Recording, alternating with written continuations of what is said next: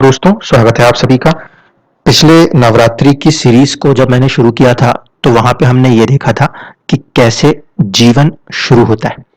कल से जो नवरात्रि शुरू होगी, उसके अंदर हम ये देखेंगे कि कैसे किसी व्यक्ति को किसी तरीके से कुछ कर्म अलॉटेड होते हैं और वही कर्म करके व्यक्ति इस जन्म में उसके द्वारा किए गए कॉन्ट्रैक्ट्स को कंप्लीट करता है और वापस लौट के जाता है।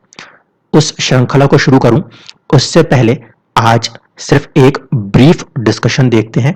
यदि आपकी कुंडली में अलग अलग ग्रह कहीं पे आत्मकारक बनते हैं तो वो क्या दर्शाने की कोशिश करते हैं। ऐसा माना जाता है कि पराशर सिस्टम में भी आत्मकारक की अहमियत है और जेमिनी सिस्टम में तो पूरी तरीके से चीजें आत्मकारक पर ही निर्भर होती हैं।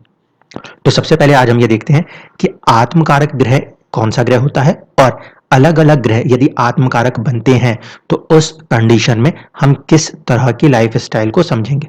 बाकी की जो चीजें होंगी वो मैं आपको 9 दिन की श्रृंखलाओं में लेके एक से एक कड़ियों को जोड़ते हुए ले चलूंगा।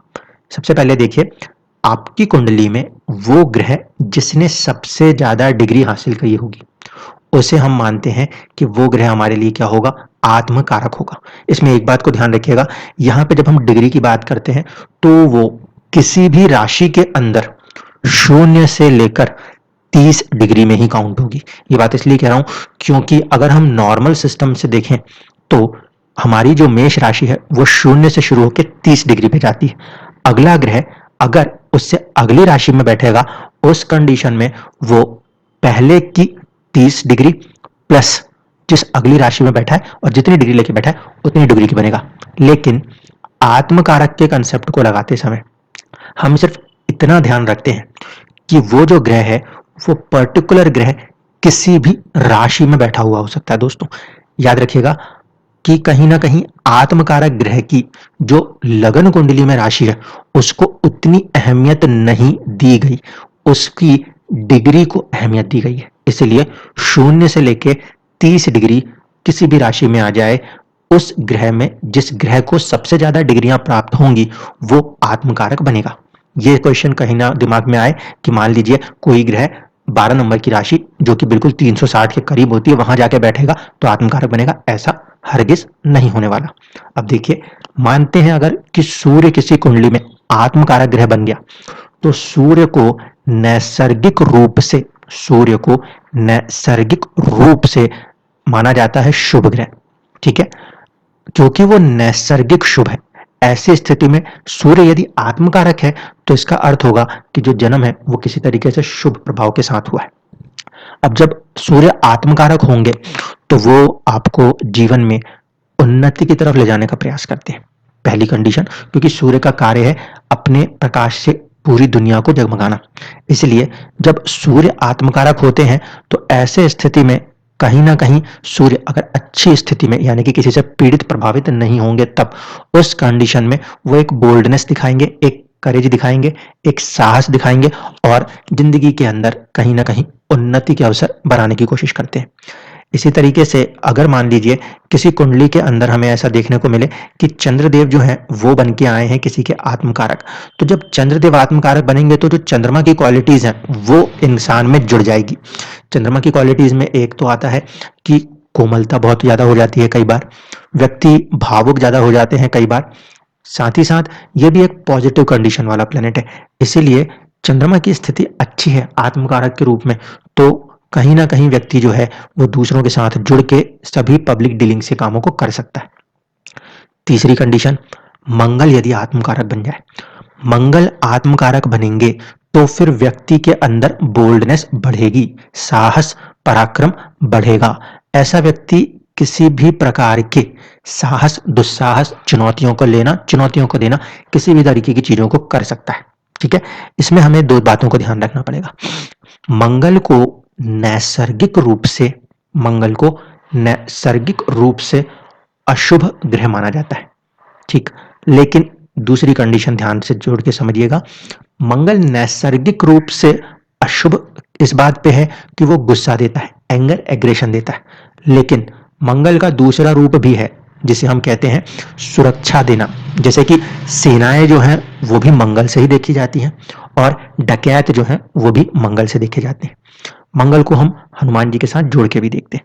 हनुमान जी के भी दो रूप देखे जाते हैं, एक वो जिसमें कि वो किसी भी चीज को विध्वंस कर सकते हैं, जो कि उनके बचपन की कहानियों में दिखाया गया कि पूरे के पूरे सूर्य को भी अपने अंदर ले आना।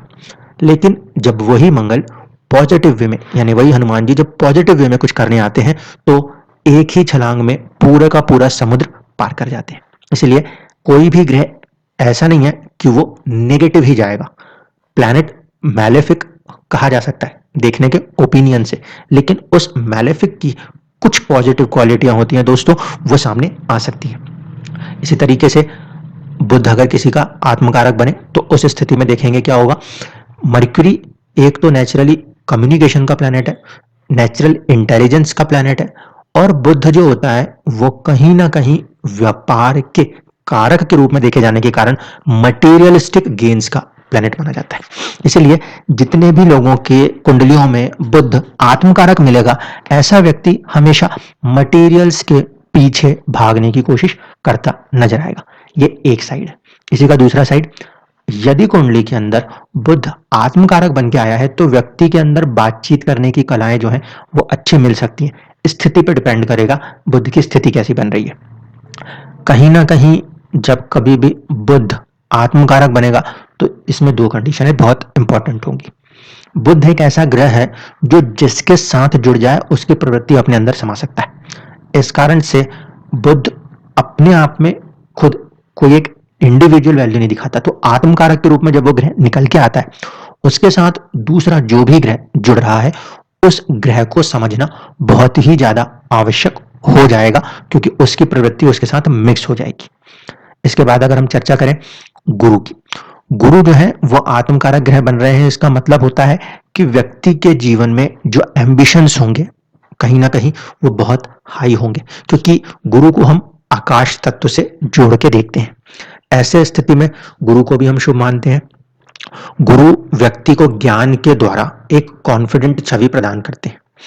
ये कंडीशन हम देख पाएंगे महात्मा गांधी जी की कुंडली में, जिनका आत्मकारक ग्रह गुरु बन के आएगा। लेकिन ये नहीं है कि गुरु यदि आत्मकारक बन जाए तो व्यक्ति हर चीज को धन के रूप में पाएगा, ऐसा बिल्कुल भी नहीं है। ऐसे व्यक्तियों के पास ज्ञान बहुत ऊंचे लेवल का हो सकता है। ऐसे लोगों के अंदर एम्बिशंस जो होंगे वो बहुत ऊंचे दर्जे के हो सकते हैं। यदि किसी कुंडली में शुक्र जो है वो आत्मकारक बन के आते हैं तो ऐसे व्यक्तियों के जीवन के अंदर सुख, संसाधन, लग्जरीज की तरफ एक कंसिडरेशन नेचुरली देखने को मिलता है।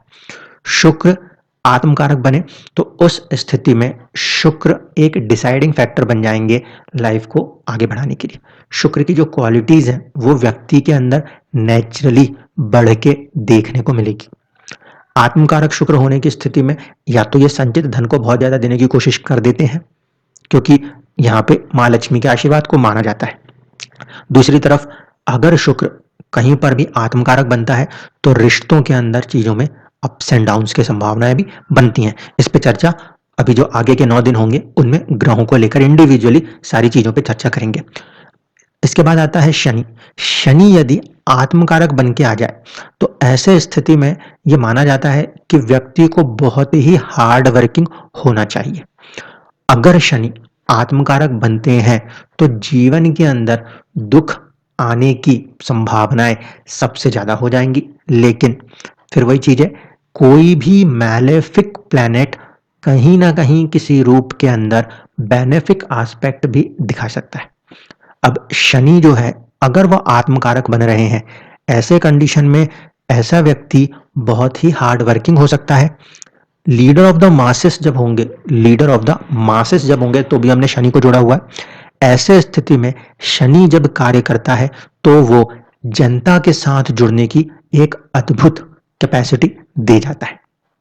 कार्य को करने में और उसकी बारीकी को बढ़ाने में शनि का एक बहुत अहम रोल होता है।